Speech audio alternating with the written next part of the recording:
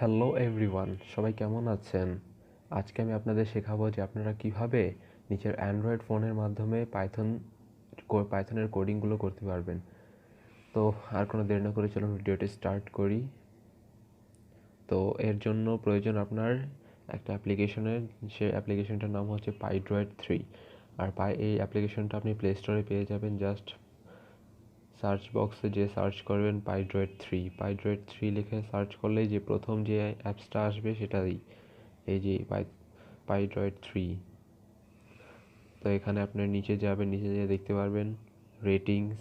এই যে দেখেন অনেক ভালো রেটিং আছে, 4.4, 8K রিভিউ। আর এখানে দেখেন 1 মিলিয়নেরও বেশি লোক এটা ডাউনলোড করেছে। আর নিচে যে আপনি কমেন্টসগুলো দেখতে পারবেন, তো ম্যাক্সিমাম লোকেরই ভালো কমেন্টস। কিছু প্রবলেমও আছে, বাট এগুলো এত বড় প্রবলেম না। তো চলুন আমি দেখিয়ে দিই। PyDroid 3 আপনি ওপেন করবেন। তো ওপেন করলে আপনার কাছে কিছু পারমিশন চাইবে, পারমিশনগুলো অ্যালাউ করে দেবেন। তো এটা আমি বলে নিই যে এটা আমার প্রিমিয়াম ভার্সন। আপনারা যখন ডাউনলোড করবেন তখন আপনারা ফ্রি ভার্সনটা পাবেন, প্রিমিয়াম ভার্সন পাবেন না। সেই প্রিমিয়াম ভার্সনটা আপনাকে পারচেস করতে হবে।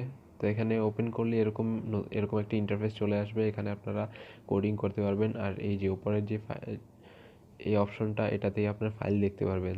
আমি ক্লিক করে দেখে এখানে দেখেন নিউতে ক্লিক করলে আপনার নতুন একটা ফাইল ক্রিয়েট হয়ে যাবে। তো আমি নিউতে ক্লিক করি।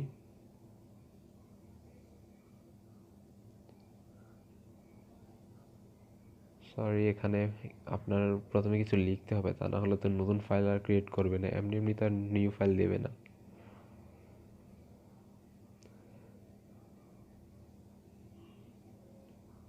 হ্যালো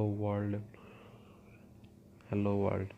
তো এটা রান করানোর জন্য আপনাকে সিম্পলি এই অপশনটাতে ক্লিক করতে হবে।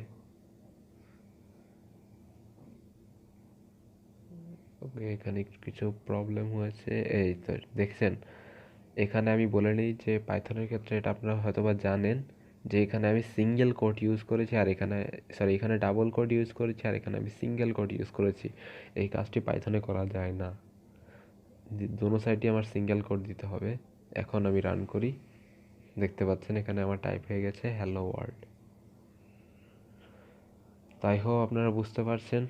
তো এখান থেকে এই 3 ডট মেনুতে ক্লিক করবেন, আপনারা এই 3 ডট মেনুতে ক্লিক করবেন, তাহলে বাকি অপশনগুলো পেয়ে যাবেন। এখানে দেখতে পাচ্ছেন দুইটা রান করানোর জন্য দুইটা টার্মিনাল আছে, একটা হচ্ছে টার্মিনাল আর একটা হচ্ছে ইন্টারপ্রেটার। তো আমি প্রথমে ইন্টারপ্রেটারে যাই। এখানে দেখতে পাচ্ছেন পাইথনের ভার্সন, পাইথনের ভার্সন হচ্ছে 3.6.2। আর এটা হচ্ছে টার্মিনাল। আপনারা তো যে আমি যে প্রথমে দেখিয়েছিলাম টারমাক্সের মতোই এই ইন্টারফেসটা টার্মিনাল। তো এখানে আপনারা টারমাক্সের কমান্ডগুলো দিয়ে রান করতে পারবেন, যেমন ls দিলে এখানে বাকি লিস্টগুলো চলে আসবে। তারপরে cd দিলে pwd দিলে পোর্ট প্রেজেন্ট ওয়ার্ক ডাইরেক্টরি চলে আসবে। দেখেন প্রেজেন্ট ওয়ার্ক ডাইরেক্টরি হচ্ছে আমার স্টোরেজ ইমুলেটেড 0, মানে ইন্টারনাল স্টোরেজ। তো আই হোপ আপনারা বুঝতে পারছেন যে এটাতে কীভাবে কাজ করা হয়।